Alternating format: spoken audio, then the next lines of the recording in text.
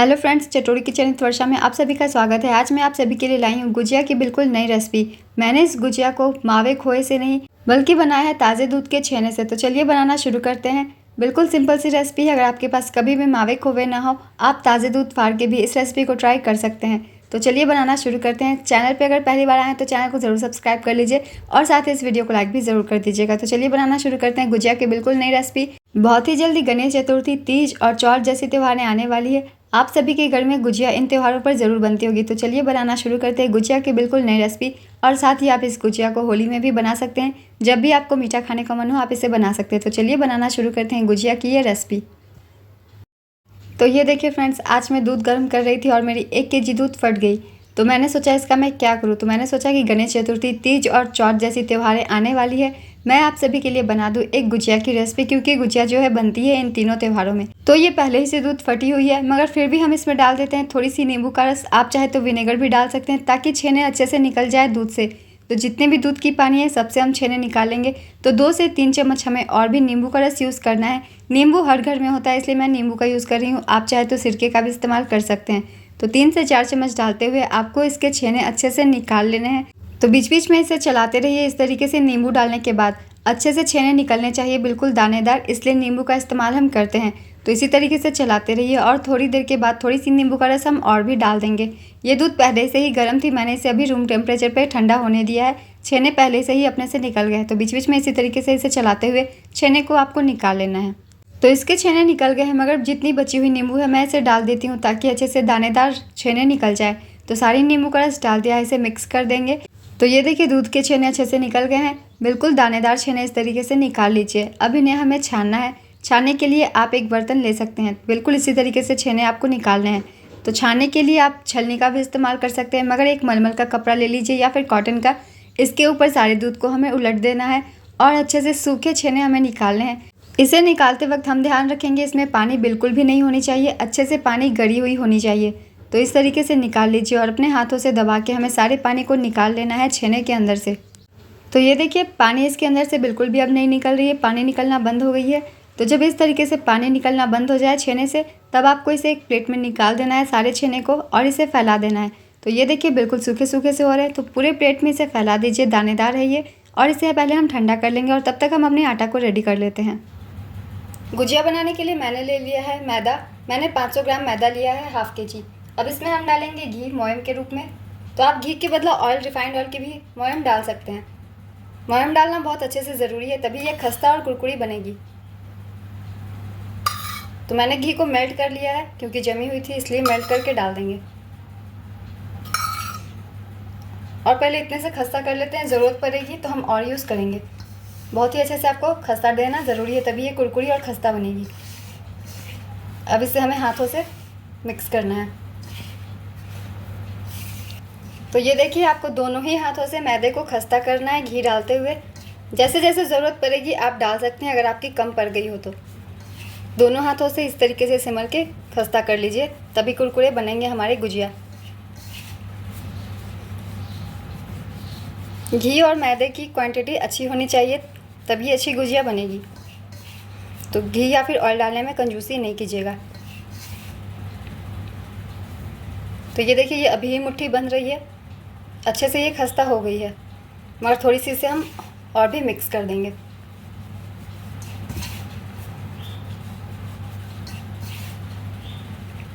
तो ये देखिए मैदा अच्छे से खस्ता हो गई है।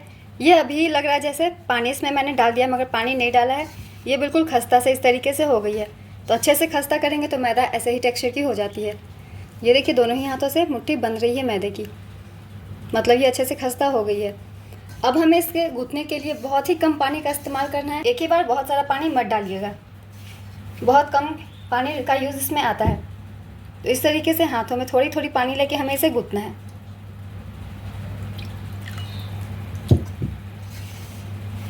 बिल्कुल सख्त हमें गूँथना है इसका आटा। जैसे जैसे पानी की ज़रूरत पड़ेगी वैसे वैसे हम लेंगे। तो ये देखिए मैदे को मैंने अच्छे से गूँथ लिया है। तो इस तरीके से आपको आटा गूँथना है। तो देखिए अभी आपको ये दरदरी ठीक से गूँथी हुई नहीं लग रही होगी, मगर गुजिया के मैदे को इसी तरीके से हम गूँथते हैं। तो इसे हम ढक के रख देंगे कम से कम 15 से 20 मिनट और अपनी बाकी की तैयारी कर लेंगे। तब तक ये अच्छे से सेट भी हो जाएगी, सॉफ्ट हो जाएगी। तो इसे ढक के रख दीजिए। अब मैंने कढ़ाई गर्म कर लिया है। अब इसमें डालेंगे सबसे पहले 1 चम्मच जितना घी। घी को फैला दीजिए और गैस का फ्लेम बिल्कुल लो कर दीजिए। इसमें हम डालेंगे सूजी, आधी कप जितना, और इसे लो फ्लेम पे हम भूनेंगे, बीच बीच में चलाते हुए, लगातार चलाते हुए भूनिएगा, क्योंकि इसके हम कलर नहीं चेंज होने देंगे। बस ये हल्के से भून जाए, हमें इस तरीके से इसे भूनना है। तो गैस का फ्लेम लो करके सूजी को भूनते जाइए। जब इसमें हल्की सी कलर आना शुरू कर देगी तब इसे हम निकाल के रख देंगे। तो कम से कम 5 से 7 मिनट सूजी को हम लो फ्लेम पे भून लेंगे, लगातार चलाते हुए। तो लगातार चलाते हुए 5 से 7 मिनट सूजी को मैंने भून लिया। आप देखिए इसमें से हल्की सी खुशबू आने लग गई है और इसकी कलर भी हल्की सी चेंज होने लग गई है। तो बस हमें सूजी को इतना ही भूनना है। इसे निकाल के अब हम एक प्लेट में रख देते हैं। सूजी को निकाल कर एक प्लेट में रख दीजिए। अब फिर से हम लेंगे यही कढ़ाई और अब इसमें डालेंगे 1 चम्मच फिर से घी, और इसमें हम अपने ड्राई फ्रूट्स को भून लेंगे।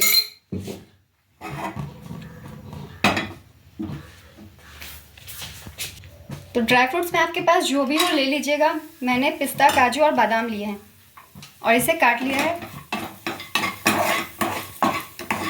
अगर आप ना डालना चाहें तो स्किप भी कर सकते हैं ड्राई फ्रूट्स को। तो बस 1 से 2 मिनट इन्हें भी भून लेते हैं, लगातार चलाते हुए, छोड़िएगा नहीं।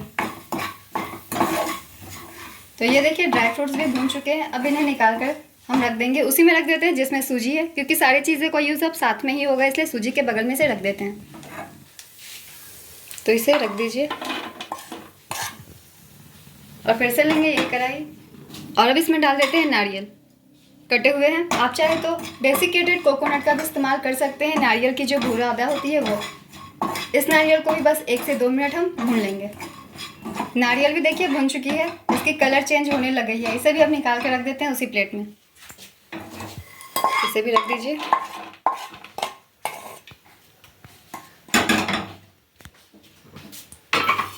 तो अब लेंगे फिर से वही कढ़ाई और इसमें डालेंगे 1 चम्मच जितना घी, ज़्यादा घी नहीं डालेंगे। अब हम थोड़ा सा अपने छेने को भून लेंगे ताकि इसकी सेल्फ लाइफ जो है थोड़ी बढ़ जाए। और छेना अब अच्छे से ठंडी हो गई है और भी ज़्यादा खुरदरी हो गई है। तो अब सारे छेना को डाल दीजिए और इसे हम लो फ्लेम पे भूनेंगे, लगातार चलाते हुए। ज़्यादा नहीं, बस 1 मिनट इन्हें हम भून लेंगे। तो ये देखिए अच्छे से पानी मैंने निकाल दिया था, जिसकी वजह से ये सूखी सूखी सी हो गई है। इसी तरीके से रखेंगे, इसे हम मैश या मिक्स नहीं करेंगे। दानेदार गुजिया बिल्कुल बनकर निकलेगी। तो इस तरीके से बस 1 से 2 मिनट हमें लो फ्लेम पे भून देना है। भून देने से ये थोड़ी ज़्यादा लंबा टाइम तक चलेगी। तो लगातार चलाते हुए इसे भून लेते हैं 1 मिनट तक।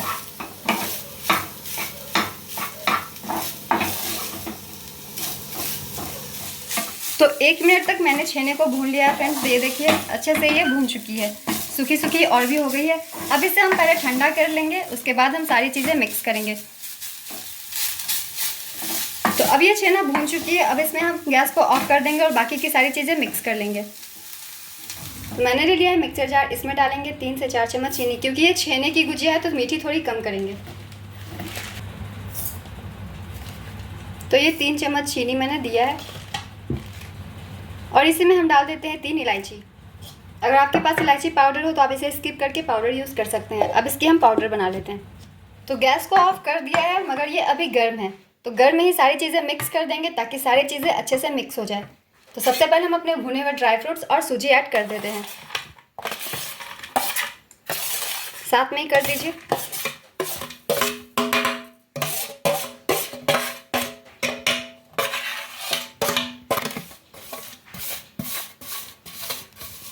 जितने भी बर्तन में हो सबको डाल दीजिए।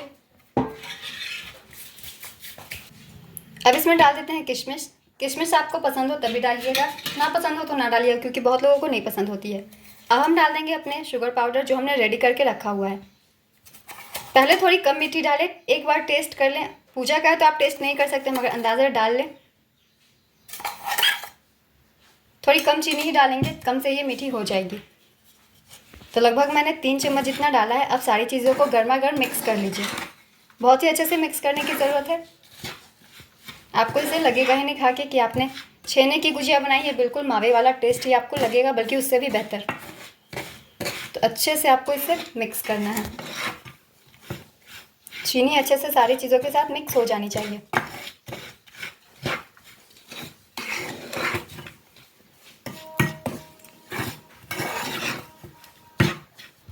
तो अच्छे से मिक्स कर लीजिए जब तक सारी चीज़ें मिक्स ना हो जाए एक दूसरे के साथ। इस तरीके से हल्के हल्के हाथों से प्रेस करके।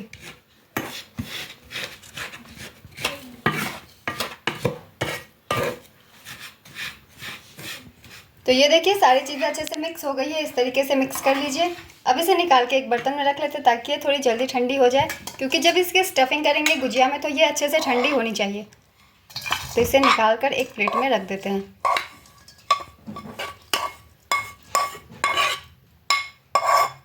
तो अब चलिए आटे की तरफ चलते हैं। इतने देर में ये अच्छे से सेट हो गई है। तो ये देखिए इसके ऊपर से एक चमकदार परत भी आ गई है। एक बार अच्छे से इसे मसल लेते हैं। अब ये देखिए थोड़ी थोड़ी सॉफ्ट भी हो गई है, चिकनी हो गई है। एक बार अच्छे से इसे मसल लेंगे, बिल्कुल ये सॉफ्ट हो जाएगी, चिकनी हो जाएगी। तो अच्छे से आपको मैदे को मसल लेना है।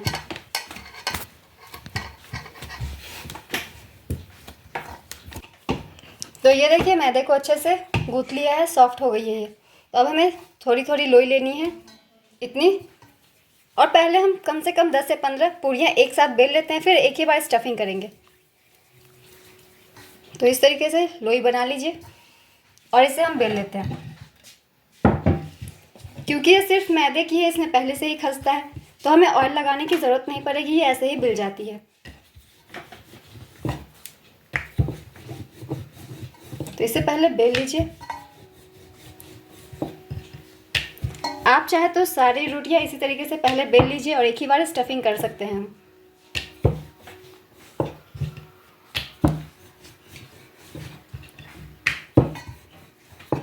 इसे बेलने के लिए हमें कुछ भी मोयम या फिर आटे लगाने की ज़रूरत नहीं पड़ेगी, क्योंकि मैदे अच्छे से गूँथे हुए हैं।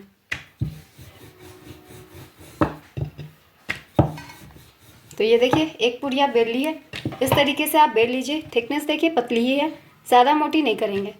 अब इसे निकाल कर एक बर्तन में रखते जाते हैं और सारी पूरियों को इस तरीके से पहले बेल लेते हैं, फिर हम अपनी गुजिया को स्टफ़ करेंगे। तो ये देखिए कुछ पूरियाँ मैंने बेल ली है। अब इसे हमें स्टफ़ करना है। तो स्टफ़ करने के लिए मैं साँचे का इस्तेमाल कर रही हूँ, आप हाथों से भी कर सकते हैं। तो इस तरीके से कर लीजिए और इसके एजेस पे हम लगा देंगे थोड़ी सी पानी, ताकि अच्छे से ये चिपक जाए। और अब हम डालेंगे इसमें स्टफिंग। स्टफिंग थोड़ी कम डालिएगा वरना ये फट जाएगी तलते वक्त।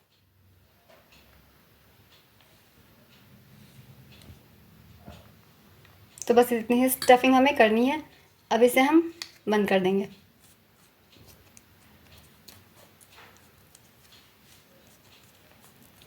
अच्छे से दबा दीजिए ताकि चिपक जाए अच्छे से। और जितने भी बाहर एक्स्ट्रा हैं उसे निकाल देंगे और लास्ट में इसकी भी हम गुजिया बना लेंगे।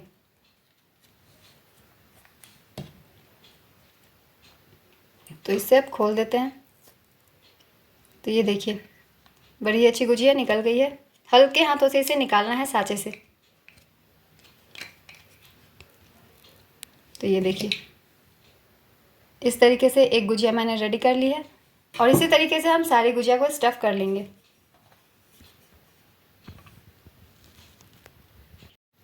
एक और गुजिया को देख लीजिए।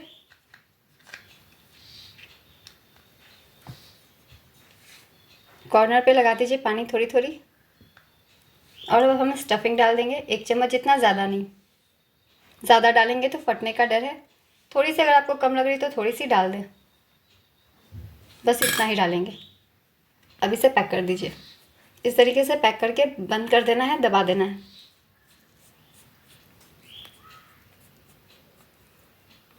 और अब इसे निकाल दीजिए।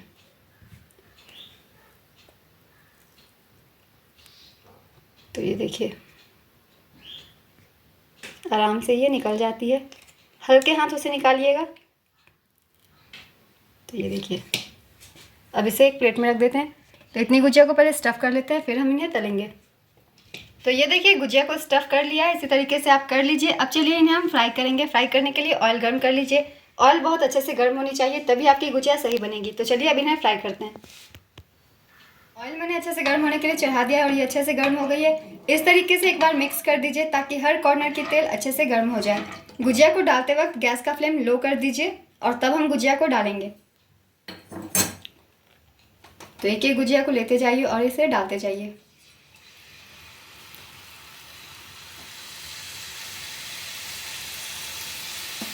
ऑयल अच्छे से गर्म होनी चाहिए वरना ये फटना शुरू कर देगी। तो जितनी भी गुजिया एक राउंड में आ रही हो डाल दीजिए और इसे हम चलाते हुए रहेंगे, छोड़ेंगे नहीं, वरना एक साइड से ये थोड़ी ज़्यादा कुक हो जाती है और एक साइड से कम। पलटते हुए इसे हमें पकाना है।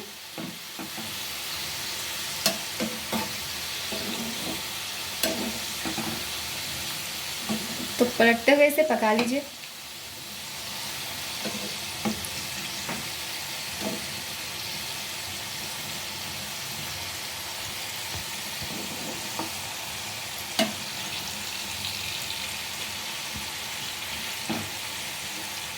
तो ये देखिए मीडियम फ्लेम पे इसे बीच बीच में पलटते हुए आपको पका लेना है। हल्के हाथों से पलटते हुए आपको गुजिया को पकाना है, तभी ये कुरकुरी बनेगी।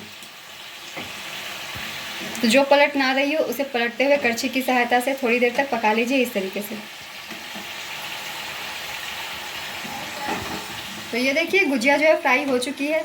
हल्की सी कलर की इस तरीके से फ्राई कीजिए, लो मीडियम फ्लेम करते हुए। गुजिया अच्छे से पक जाती है। तो अब इन्हें निकाल कर एक प्लेट में हम रख लेते हैं। बिल्कुल बढ़िया सी कलर आ गई है गुजिया में।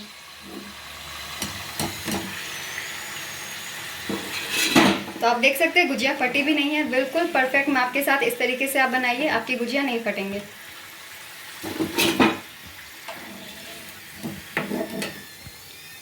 और फिर से बचे हुए गुजिया को भी फ्राई कर लेंगे।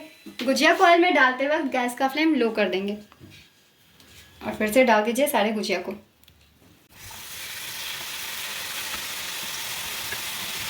अब इन्हें भी हम फ्राई कर लेंगे पलटते हुए।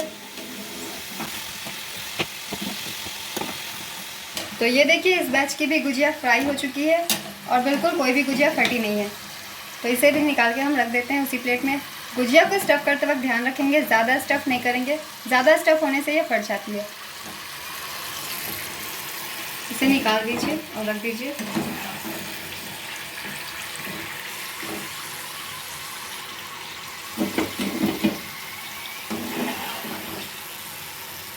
और जितनी भी गुजिया है सबको इसी तरीके से पहले आप फ्राई कर लीजिए।